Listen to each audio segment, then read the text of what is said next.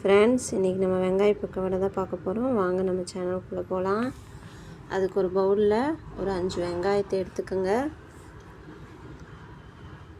அதை நீளமாக கட் பண்ணிவிட்டு கொஞ்சமாக அதில் உப்பு சேர்த்தி இந்த மாதிரி நல்லா பிசைஞ்சு விட்டுக்கோங்க ஃப்ரெண்ட்ஸ். நல்லா பிசைஞ்சு விட்டு இந்த மாதிரி லேயராக தனித்தனியாக வந்த பின்பு அதில் கொஞ்சமாக உப்பு போட்டுக்கோங்க மறுபடியும். ஏன்னா நல்லா தண்ணி விடும், தண்ணி மட்டும் சேர்த்திடாதீங்க. மறுபடியும் கொஞ்சம் உப்பு போட்டுக்கோங்க. ஒரு 1/4 டீஸ்பூன் மஞ்சத்தூள், 1 டீஸ்பூன் மிளகாய்த்தூள். ஏன்னா மறுபடியும் ஏன் உப்பு போடுறோன்னா, இந்த மசாலா பொடியெல்லாம் நம்ம ஆட் பண்ணுறங்காட்டிக்கு உப்பு தேவைப்படும். அதனால் உப்பு போடணும்.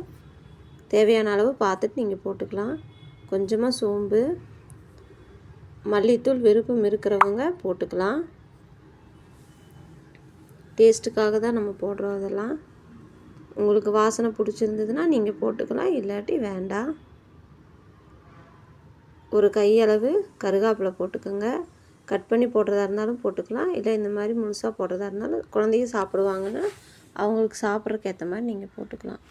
இஞ்சி பூண்டு இந்த மாதிரி இடித்து வச்சது போட்டுக்கோங்க. ஒரு 1/4 டீஸ்பூன் கரம் மசாலா தூள்.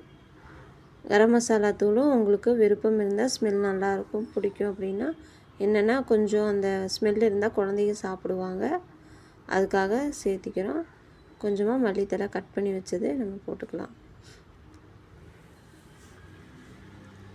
இதை நல்லா மிக்ஸ் பண்ணி விட்டுக்கோங்க.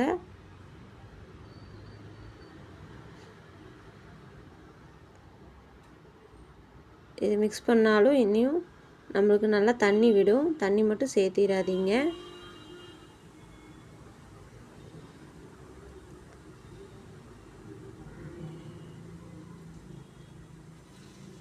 இதை ஒரு 10 நிமிஷம் நம்ம ரெஸ்ட்டில் விட்டுட்டு அதுக்கப்புறமா நம்மளுக்கு தேவையான அளவு மாவு சேர்த்திக்கலாம். நீங்கள் கடல மாவு, பச்சரிசி மாவு யூஸ் பண்ணுற மாதிரி இருந்தால் யூஸ் பண்ணிக்கலாம். நான் இன்றைக்கி பஜ்ஜி மாவு தான் ஆட் பண்ணுறேன். ஏன்னா குழந்தைய வரக்குள்ளே செய்யணுங்கிறதுனால நான் கடல மாவு இல்லை, அதனால் பஜ்ஜி மாவு ஃபஸ்ட்டு நீங்கள் பாதி போட்டு நல்லா மிக்ஸ் பண்ணுங்கள். ஏன்னா அதில் தண்ணி இருக்கும், தண்ணி சேர்த்திடாதீங்க. நல்லா இந்த மாதிரி மிக்ஸ் பண்ணி விட்டிங்கன்னா அதுவே நல்லா அந்த மாவு நல்லா அந்த வெங்காயத்தில் பிடிச்சிக்கும். தண்ணி மட்டும் சேர்த்திடாதீங்க ஃப்ரெண்ட்ஸ், அப்போ தான் நல்லாயிருக்கும். தண்ணி சேர்த்தாமல் கலக்கினா தான். நான் பஜ்ஜி மாவு ஆட் பண்ணங்காட்டிக்கு நான் உப்பு போடலை. நீங்கள் கடலை மாவும் கொஞ்சம் பச்சரிசி மாவும் ஆட் பண்ணுற மாதிரி இருந்தால் நீங்கள் போட்டுக்கலாம். நம்ம நல்லா கலக்கி விட்டுட்டு பார்த்தோன்னா தெரியும், மறுபடியும் தண்ணி வரும், தண்ணி விடும்.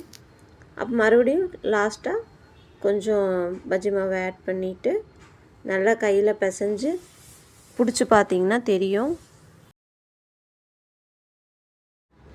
நல்லா நீங்கள் இப்படி பிடிச்சி பார்த்தீங்கன்னா உங்களுக்கு தெரியும், நல்லா பிடிமானமாக இருக்கும். தண்ணி மட்டும் சேர்த்த வேண்டாம், தண்ணி விடும். இன்னும் தண்ணி உங்களுக்கு இந்த வெங்காயத்துலேருந்து தண்ணி வரும். அதனால் நம்ம தண்ணி சேர்த்தாமல் நல்லா அது பார்த்திங்களா இந்த மாதிரி இருக்கும். இதை கலக்கி ஒரு 10 நிமிட்ஸ் ரெஸ்ட்டில் விட்டுருங்க. நம்ம மூடி வச்சிடலாம். அதுக்கப்புறமா நம்ம ஒரு வானிலையில் எண்ணெய் ஊற்றிட்டு, நான் பாமாயில் தான் ஆட் பண்ணுறேன்.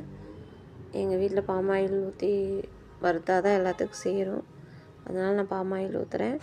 நீங்கள் ரீஃபைண்ட் ஆயில்னாலும் ரீஃபைண்ட் ஆயில் ஊற்றலாம், அப்படி இல்லைன்னா தேங்காய் எண்ணெய் வேணுனாலும் யூஸ் பண்ணிக்கலாம்.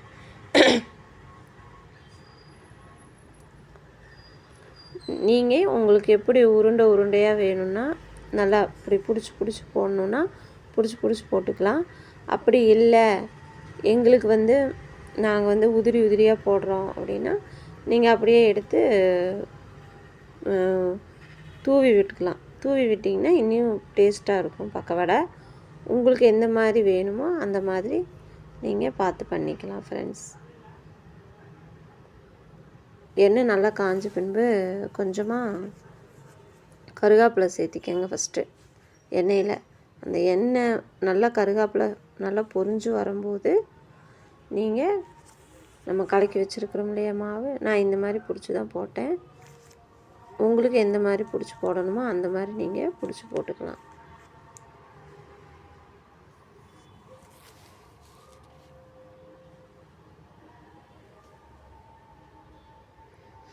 கருவேப்பிலை நல்லா ஃப்ரை ஆகிடுச்சு. இப்போது இந்த ஸ்டேஜில் நம்ம போட்டோன்னா கீழே பிடிக்காமல் இருக்கும்.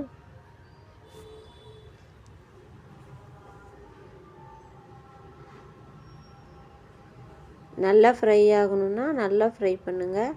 இல்லை எங்களுக்கு ஓரளவுக்கு ஃப்ரை ஆனால் போதும் அப்படின்னா நம்ம எடுத்துடலாம்.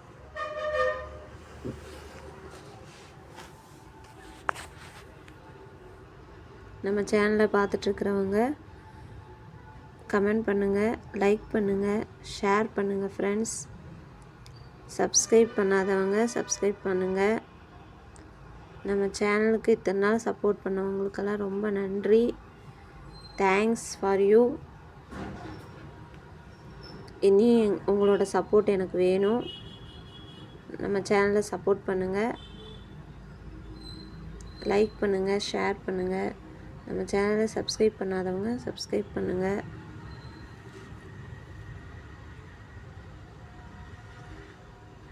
நம்ம இன்றைக்கி செஞ்ச இந்த ரெசிபி சூப்பராக இருந்துச்சு. எல்லோரும் சாப்பிட்டாங்க.